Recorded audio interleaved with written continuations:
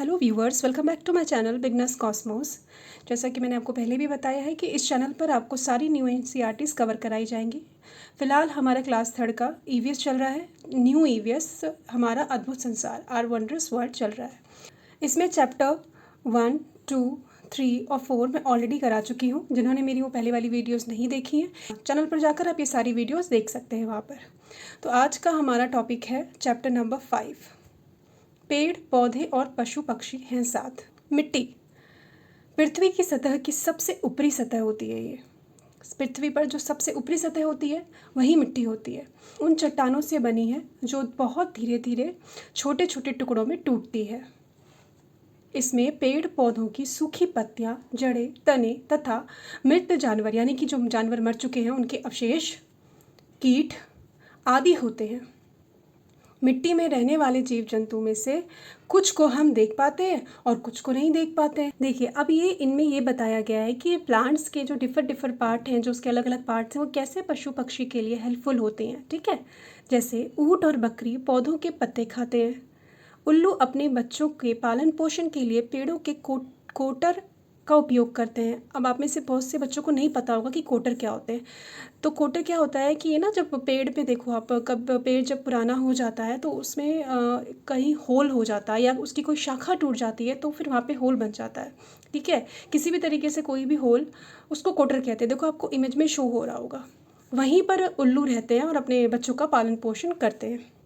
गिलहरियाँ और कौवे पेड़ पौधों के तिनकों से अपना घर बनाते हैं।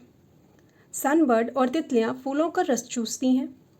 दर्जन चिड़ियाँ पेड़ों को सिलकर अपना घोंसला बनाती हैं। दर्जन चिड़ियाँ बच्चों, ये एक ऐसी बर्ड है, ये बर्ड बहुत इतना बढ़िया घोंसला बनाती है ना अपने, जो भी सिलकर, चोंच से सिलकर, देखिए आपको इमेज में शो हो रहा होगा, बहुत बहुत खूबसूरत चिड़िया ये घोंसला बनाती है, ये दर्जन चिड़िया। इसलिए इसका नाम भी, क्योंकि ये पत्तों को सिलती है, इसलिए इसका नाम दर्जन रख दिया गया है। देखो आपको इमेज में शो हो रहा होगा, बहुत ही अच्छा। चमगादड़ और तेंदुए पेड़ों की शाखाओं पर आराम करते हैं और अपना आवास वहीं बनाते हैं। देखिए, ऐसे क्वेश्चंस आ सकते हैं, ईजिली आ सकते हैं एग्ज़ाम में कि चमगादड़ और तेंदुए पेड़ के किस पार्ट में रहते हैं। ठीक है, या फिर ये क्वेश्चन आ सकता है कि उल्लू अपने बच्चों का पालन पोषण कहाँ करता है। इस तरीके से क्वेश्चंस कहीं से भी बनाए जा सकते हैं, तो कुछ भी छोड़ना मत आप। ठीक है, उसके बाद इल्ली भोजन के लिए पेड़ पौधों की पत्तियाँ चबाती हैं। इल्ली यानी कि कैटरपिलर, आप इमेज देख लो, आपको समझ में आ जाएगा कैटरपिलर। ठीक है, ये क्या करती हैं, ये पेड़ पौधों की पत्तियाँ चबाती हैं। ठीक है, ये चैप्टर ज़्यादा बड़ा नहीं था, छोटा सा ही था, इसलिए ये ख़त्म हो गया। तो इसी में हम नेक्स्ट चैप्टर शुरू कर देते हैं। चैप्टर नंबर 6, निर्भरता एक दूसरे पर। इसमें क्या है, देखिए, गिलहरियों द्वारा अनजाने में बहुत से पेड़ लगाए गए हैं। गिलहरियों ने कैसे पेड़ लगा दिए भाई? तो देखो क्या हुआ। दरअसल गिलहरियाँ अपने भोजन के लिए बीज, मेवे आदि ज़मीन में दबा कर रखती हैं और बाद में वे भूल जाती हैं। उन्होंने दबा के रखा कि वो बाद में खाएंगी, लेकिन ये भूल जाती हैं उन्होंने कहाँ दबा के रखा है। ठीक है, और जब जहाँ पे वो दबा के रखती हैं वहाँ पे कुछ टाइम के बाद पेड़ पौधे निकल आते हैं। तो इस तरीके से ये अनजाने में पेड़ पौधे लगा रही हैं। वलपराई जो तमिलनाडु में है, कि सभी स्कूल में पूरे वर्ष बच्चों और शिक्षक नगर में आने वाले पक्षियों की तलाश करते हैं। देखिए याद रखना, ये वलपराई कहाँ पड़ेगा, तो ये है तमिलनाडु में। ठीक है, ये भूलना नहीं, तमिलनाडु में है। वलपराई कहाँ है? तमिल। ऐसे क्वेश्चंस आए हैं, केवीएस में भी आ रखे हैं।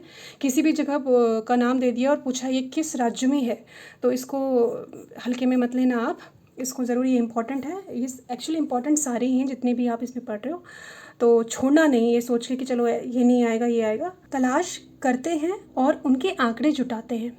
वे वर्षा ऋतु के तुरंत बाद सर्दियों के महीने में इन पक्षियों के विशेष स्वागत की तैयारी करते हैं। कौन करते हैं?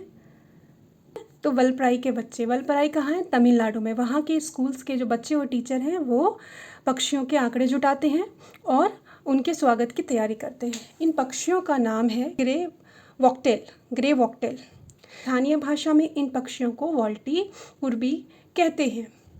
शीत ऋतु में ग्रे वॉकटेल पर्वतीय क्षेत्रों से भारत के गर्म प्रदेश में आती हैं और कुछ महीने के लिए यहीं रुकती हैं, जब तक कि गर्मियाँ हो रही है, जब तक वहाँ पे सर्दी पड़ रही है। ठीक है, उसके बाद वापस ये उड़ जाती हैं यहाँ से। वलपराई में जब पहली ग्रे वॉकटेल पहुँचती है तो बच्चे और शिक्षक उनके स्वागत में बड़े बड़े पोस्टर लगाकर उनके आगमन का उत्सव मनाते हैं।